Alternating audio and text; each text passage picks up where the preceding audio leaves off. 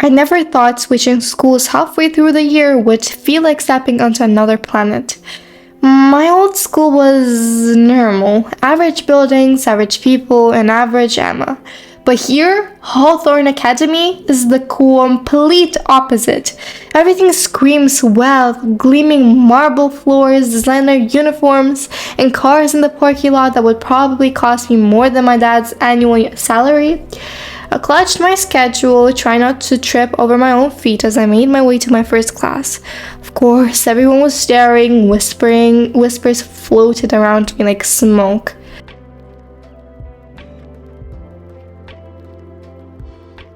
Great. Day one, and I was already the center of attention for all wrong reasons. I slip into an empty chair at the back of the room, my cheeks burning. Maybe if I keep my head down and my mouth shut, I could survive the rest of the day unnoticed. But fate had other plans.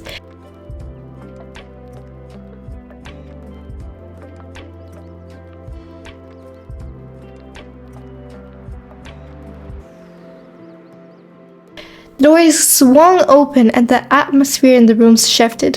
Whispered turns into gasps. Girls straightened their backs and tossed their hair like they were in the shampoo commercial. I glanced up, curious, and instantly regretted it. Standing in the doorway was the unfairly most attractive guy I've ever seen. Dark hair that looked like effortlessly messy, piercing green eyes, and cocky smirk that said he knew exactly how good he looked. He strolled in like he owned the place, and knowing my luck, he probably did. The name rang a bell. Billionaire's family. It was just another boring Monday. Another round of pretending to care about classes I didn't need, and another day of dodging girls who only liked me for my last name. Same old, same old. That is, until I saw her. I'd barely stepped into Mr. Grayson's classroom when she caught my eye. She was sitting in the back, hunched over like she was trying to disappear. But there was no missing her. Not with that wavy brown hair and those big hazel eyes. She looked different. Not like the polished, designer-clad girls I was used to. She was real, raw, and judging by the way she was biting her lip and staring at her desk, completely out of her comfort zone. I liked that. Without thinking, I headed straight for her. The whispers didn't bother me. I was used to them. People always had something to say about Lucas Carter. But for the first time, I actually cared about someone noticing me. I dropped into the seat next to her and grinned. She froze, her eyes darting to me like a deer caught in headlights.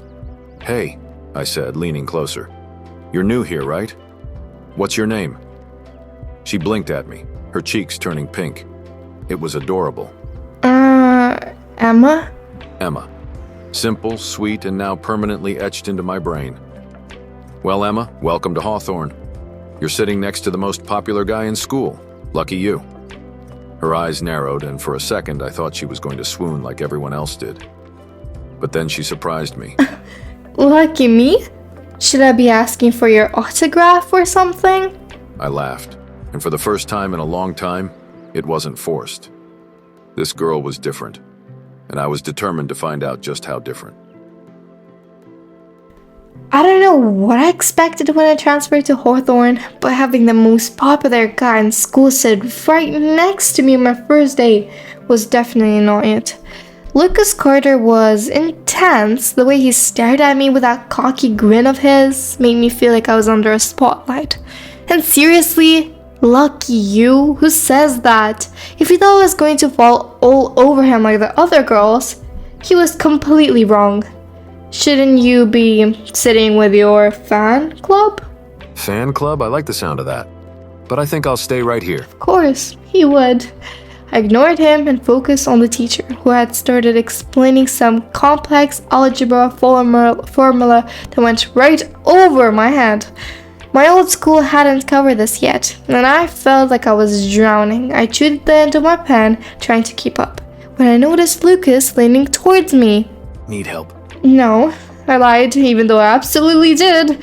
I hated asking for help, especially from someone like him. Suit yourself. By the end of the class, my notebook was full of that made no sense. I shoved it into my bag, determined to figure it out later. As I walked out the door, I felt a tap on my shoulder. I turned around and there he was, with a stupidly charming smile. Do you always bite your pen when you're nervous? Do you always stare at people during class? Only the interesting ones. I rolled my eyes. Well, don't let me distract you. Oh, you're a distraction, all right. I turned on my heel and walked away before I could say something stupid. But as I headed to my next class, I couldn't shake the feeling of his eyes on me, or the strange flutter in my chest. I couldn't stop grinning. Emma was a puzzle, and I liked puzzles. Most girls at Hawthorne would have been tripping over themselves to get my attention, but not her. She rolled her eyes, gave me sass, and walked away like I wasn't worth her time. It was refreshing, intriguing, annoying in the best way possible. I wasn't used to people ignoring me. My whole life, I'd been the guy everyone wanted to impress. Lucas Carter, heir to the Carter fortune, the guy with the private jets and penthouse parties. But Emma? She didn't care about any of that. If anything, she seemed annoyed by me, and I couldn't get enough of it. By lunch, I was already planning my next move. The cafeteria was buzzing as usual with everyone in their cliques. My table, aka the cool kids table, was in the center, surrounded by people hoping for an invite. I spotted Emma at a smaller table in the corner, sitting alone with her headphones on. She was scribbling something in her notebook, completely oblivious to the chaos around her. Who's that? That's Emma. She's new, right? Cute, thinking of making a move? Don't even think about it. Relax, man. Didn't know she was already your territory. She's not territory. Just leave her alone. Now all eyes at the table were on me. Great. Interesting. The Lucas Carter has a crush on the new girl? It's not a crush. Sure, but if you're not making a move, maybe I should go introduce myself. You know, help her feel welcome. No, running a hand through my hair. They weren't going to let this go. And maybe they were right. Maybe I did have a thing for her. But I wasn't about to admit that out loud. Instead, I grabbed my tray and stood up. I'll catch you guys later. I walked over to Emma's table, ignoring the whispers that followed me. She didn't notice me at first, too focused on whatever she was writing. I tapped on the table to get her attention. She looked up, startled. What are you doing? Joining you for lunch. Don't you have your own table? Sure, I said, sitting down anyway. But the view's better from here. She rolled her eyes again, but I didn't miss the faint smile tugging at her lips. I was making progress. Lunch was supposed to be my safe zone. A quiet corner, my headphones, and some peace before plunging back into the chaos of classes. But Lucas Carter, he wasn't having it. I stared at him as he slid into the seat across from me, his smug grin making it clear he had no intention of leaving. You've got to be kidding me. Nope. You looked lonely. I'm not lonely. I'm fine on my own. Yeah, I can see that. You've got a whole party going on. Why are you even here? Don't you have like a fan club waiting for you? They'll survive. I figured I'd hang out with someone. Different for a change. Look, I don't know what your deal is, but I'm not interested in your charity project or your lunchtime distractions. You think I'm here out of pity? I think you're here because you're bored and I'm the new shiny toy. You're wrong. I'm here because you're interesting, and trust me, I don't say that about many people. No one has ever called me interesting before. Not like that, anyway. But I wasn't going to let him win so easily. Well, enjoy your lunch, Mr. Popular. I've got better things to do. I walked away without looking back, even though I could feel his eyes on me the entire time. My heart was racing, and I hated that he'd gotten under my skin. I transferred to Hawthorne for a fresh start, not to get tangled up with the school's most eligible billionaire.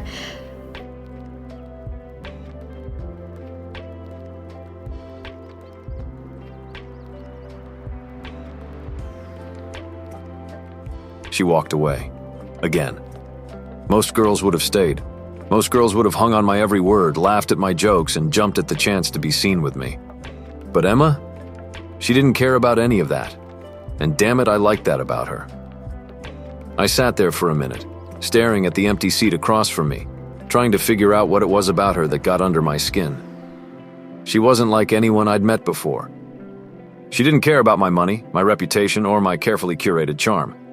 She saw right through all of it, and instead of being annoyed, I found it exhilarating, Strike out already? Shut up. She's different, huh? I get it. You always did like a challenge. This isn't a game. Not a game?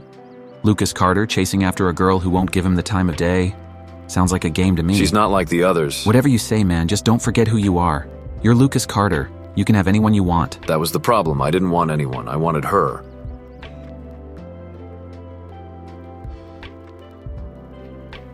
I spent the rest of the day dodging Lucas. It wasn't easy. He had this way of appearing out of nowhere, flashing that crazy grin of his that made my stomach flip for reasons I refused to acknowledge. By the time the final bell rang, I was exhausted. All I wanted to do was go home, curl up with a book, and forget about Lucas Carter and his stupid green eyes.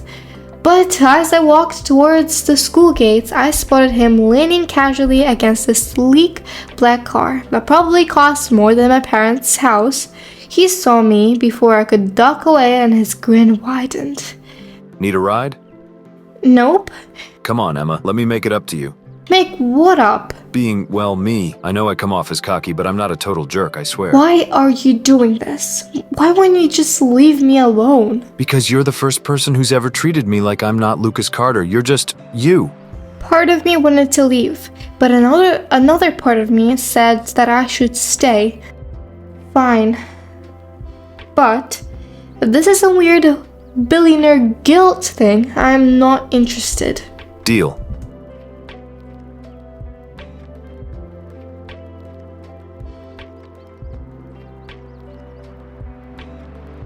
She said yes. Okay, maybe not a full-blown yes, more of a skeptical, half-hearted agreement. But in my world, that was as good as a victory parade. Emma didn't trust me yet, and I couldn't blame her. Girls like her weren't impressed by flashy cars or last names that opened doors. But that just made me want to try harder. All right, I'll see you tomorrow. Tomorrow? Yeah, this is the start of our truce.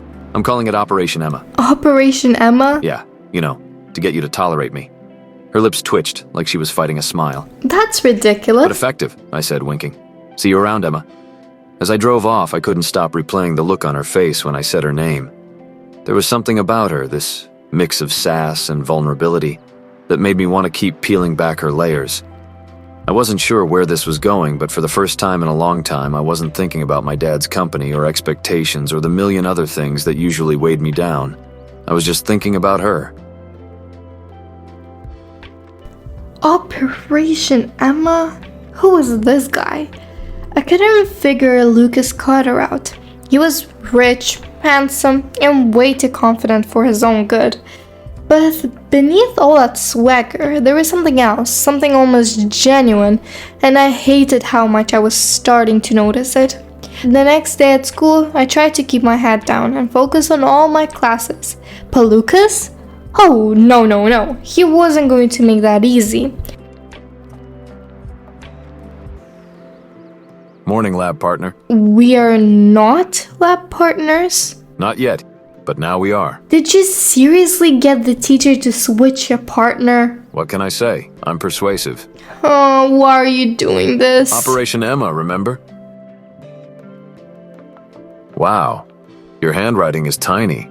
Are these doodles of coffee cups? Do you mind? Not at all.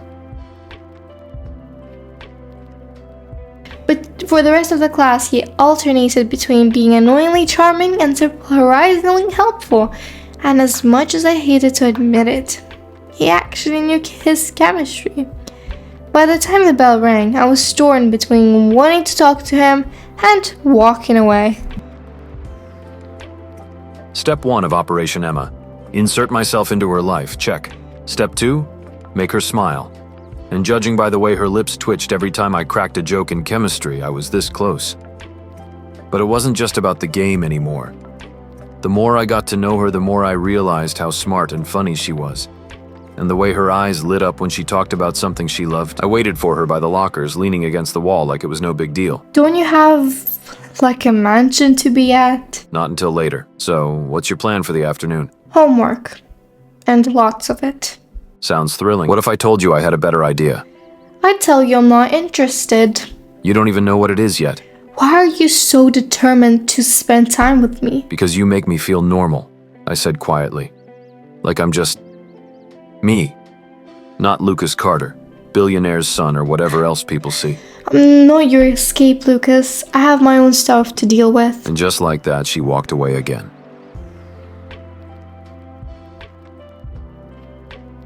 Lucas's words stayed with me the entire walk home. You make me feel normal. I didn't want to feel bad for him. He was rich, popular, and had everything most people could only dream of. But the look of his face when he said those words, it felt real. Too real. That night, I sat on the couch, watching my favorite series, when all of a sudden my phone buzzed. I frowned. I haven't given my number to anyone at Hathorn yet. The message was from an unknown number.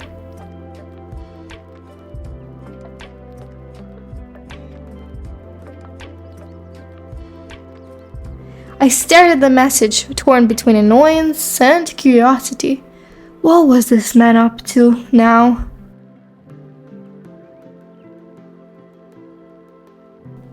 By the time school ended the next day, I was regretting not shutting down Lucas's plan immediately. He hadn't told me anything about where we were going or what we were doing, but stepped outside. He was there already. Ready? Why do you have a helmet? You'll see. This is sounding sketchier by the second. But he didn't give me time to argue. He gently tugged my bag off my shoulder and slung it over his like it weighed nothing. Then, before I could protest, he steered me towards the parking lot, where of course his slick black motorcycle was waiting. Absolutely not. Come on. Where's your sense of adventure? Somewhere safe and not on a motorcycle. Relax, I'm a great driver, and besides, this isn't just about the ride. Trust me, you're gonna love where we're going. I hesitated, weighing my options. On one hand, I barely knew him and wasn't thrilled about the idea of getting on a motorcycle. On the other hand, there was something oddly sincere in the way he looked at me, like he genuinely wanted me to trust him. Fine, but if I die, it's on you. Deal. Can't have you getting cold. The ride was terrifying, I would say, but also really nice. I clung to Lucas's back for my dear life, the wind whipping around us as we sped down the road. For someone who claimed not to care about his image, he drove with surprising care, slowing down when we turned and making sure I was okay every few minutes. By the time we stopped, I was buzzing with adrenaline. Okay, that wasn't as awful as I thought. Told you. I glanced around, finally taking in our surroundings. It was this beautiful place, beautiful lake. It was frozen though, but it was still really nice. What is this place? Somewhere I come to think, no one else knows about it. Well, except you now. Why bring me here then? I figured you could use a break. You've been looking, I don't know, stressed. That comment caught me off guard. I crossed my arms, trying to mask how much his words hit home. I'm fine. You don't have to be. You don't have to be fine all the time. Something in his tone made me stop. It wasn't teasing or anything. It was genuine. And for the first time since I met him, I let myself lower my guard just a little. I didn't ask to switch schools. My parents thought it was a good idea, but I didn't. Now I'm here, trying to figure out where I fit in. I hesitated, but something about the way he looked at me, like he wasn't judging or expecting anything, made me sit down. We stayed like that for a while, watching the sun dip lower in the sky. You know, I didn't exactly ask for my life either. What do you mean? People see the money, the parties, the name, and they think I have it all. But they don't see the pressure, the expectations. My dad wants me to take over the company someday, but I don't even know if that's what I want. For what it's worth, I think you're more than your last name. And I think you're more than just the new girl. We should probably head back. I took it. My heart still racing as he pulled me to my feet. As we walked back to his motorcycle, I couldn't help but wonder if I was starting to see the real Lucas Carter, or was I just letting myself get too close? I'd never let anyone into my quiet place before. Not my friends, not my family. It was the one part of my life that was just mine. But Emma, she wasn't like anyone else. She didn't expect anything from me, didn't try to impress me or use me, she just was. watching her sit under the oak tree, the sunlight catching in her hair. I felt something I hadn't felt in a long time. Peace. I knew I was in trouble.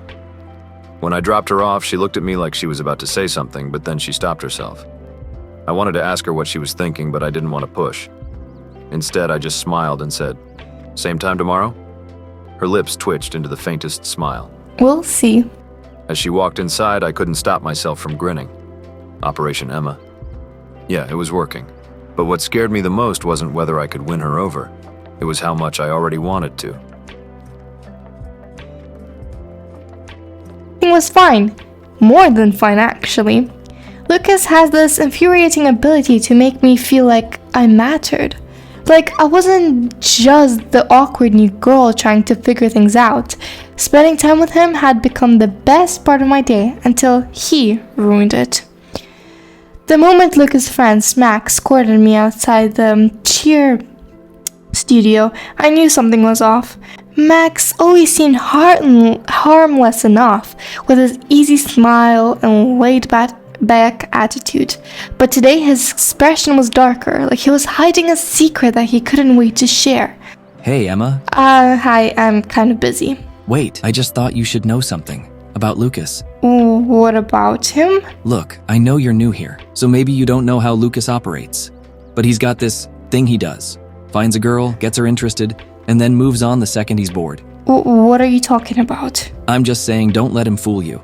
Lucas might seem all charming and sincere, but trust me, it's all an act. He's done it before. You're just the flavor of the month. You seem nice, Emma. I'd hate to see you get hurt. His words hit me like a punch to the gut. Part of me wanted to laugh in his face, tell him that he was wrong. But the way he said it, the confidence, the nonchalance, it felt too real, too believable. The next day, Emma was different. She didn't sit next to me in chemistry. She didn't respond to my text about meeting after school. She didn't even look at me in the hallways. It was like I'd been erased from her world overnight. By lunchtime, I was done playing it cool. I caught up to her just outside the cafeteria, where she was heading in the opposite direction, clearly avoiding me. "Emma," I called out, jogging to catch up. "What's going on?" She stopped but didn't turn around. Her shoulders were tense, and when she finally faced me, her expression was cold. Colder than I'd ever seen it. Nothing's going on. I'm just busy. Busy? You've been ignoring me all day. Maybe you should take the hint. I blinked, stunned. Where was this coming from? Emma, what are you talking about? Did I do something? No, you didn't have to. Your friend Max filled me in about how this is just a game to you, how I'm the next girl on your list. My heart dropped. Wait, what? Don't play dumb, Lucas. I get it, okay? This is what you do. You get bored, you pick a girl, and you make her feel special. But I'm not gonna be one of them. I couldn't believe what I was hearing. Max. Of course it was Max. He'd been weirdly smug the last time we talked about Emma, but I never thought he'd go this far. Emma, that's not true. Whatever Max told you, he's lying. Oh, really? Why would he lie? Because he's jealous, I said, frustration creeping into my voice. He's been weird ever since you and I started talking. He doesn't want me to be happy, so he's trying to ruin this. Right, and I'm just supposed to believe you. Yes, I said, my voice rising. Because I'm telling you the truth, Emma. You know me. Do you really think I don't know you, Lucas. Not really. That hurt more than I wanted to admit. She turned and walked away before I could say anything else, leaving me standing there feeling like my entire world had just tilted off its axis. Ignoring Lucas should have been easy after what Max told me, but it wasn't. Every time I saw him, every time I heard his voice, I felt this ache in my chest. Like I'd lost something I didn't even realize I wanted. And the worst part, he didn't even seem mad, just hurt. I hated that. Hated how much I wanted to believe him. But Max's words keep echoing in my head louder and louder every time. I thought about Lucas' smile or the way he'd brought me to the lake. Could it all really have been an act? I wasn't giving up, not on Emma. Max might have driven a wedge between us, but I wasn't about to let him win. Emma deserved the truth, and I was going to make sure she got it, even if I had to drag Max into the spotlight to make it happen. But first, I needed a plan. Finding Max wasn't hard. He was always where the noise was. soaking up attention like the smug little leech he was. I caught him after school, leaning against it, surrounded by a couple of guys who were laughing way too hard at one of his jokes. "Max!" I called out, my voice sharp enough to cut through the laughter. He looked up, and when he saw me, his smirk grew wider. Whoa, dude, what's your problem? I didn't bother responding to his fake friendliness. "We need to talk. Now." The guys around him exchanged looks, clearly intrigued, but I didn't care. I grabbed Max by the arm and pulled him aside, ignoring his protests. "My problem?" I said, my voice low and cold. "My problem is you running your mouth to Emma and feeding her lies about me." I was just doing her a favor. She deserved to know the truth. "Don't give me that. You don't care about Emma, and you sure as hell don't care about the truth. You did this because you're jealous." Jealous? Of what? You? "Yes," I said, stepping closer. "Because for once, someone saw me as more than just the rich kid with the family name, and you couldn't stand it." He didn't say anything, but his silence told me I was right. "You are going to fix this and then never go, never her ever again. Heard me?" Whatever. It's not my fault she believed me. Maybe you're not as charming as you think you are. "You better say yes, dumbass, before I do anything else." I'm not scared of you, Carter.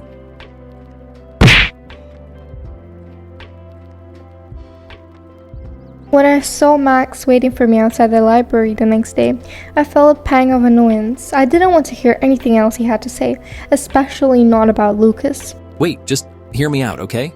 "Max, why is your face bloody?" You can thank your boyfriend for that, but look, I lied. About Lucas, all of it. What? Because Lucas gets everything. The money, the girls, the attention. I guess I just wanted to take him down. But it was a dumb move. And I'm sorry. Why would you do that? I didn't expect Emma to come find me after Max talked to her, but when I heard footsteps, I knew it was her. I know. She said before I could say anything. "Max told you?" Yeah, he told me everything. For a moment, we just stood there, the air thick with tension. I wanted to say so much, to explain, to make her understand, but I didn't know where to start. I'm sorry.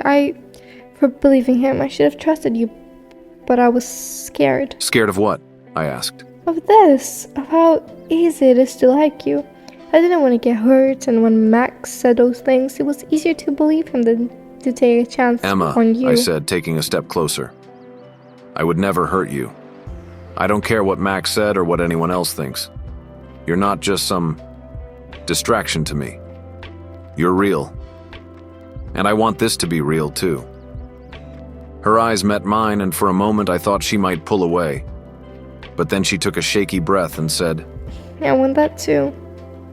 The relief that washed over me was overwhelming. I closed the distance between us, reaching for her hand. She didn't pull away. Instead, she laced her fingers through mine, her touch warm and steady. "Good," I said, a small smile tugging at my lips. "Because I'm not going anywhere." She smiled back, and just like that, the tension between us dissolved.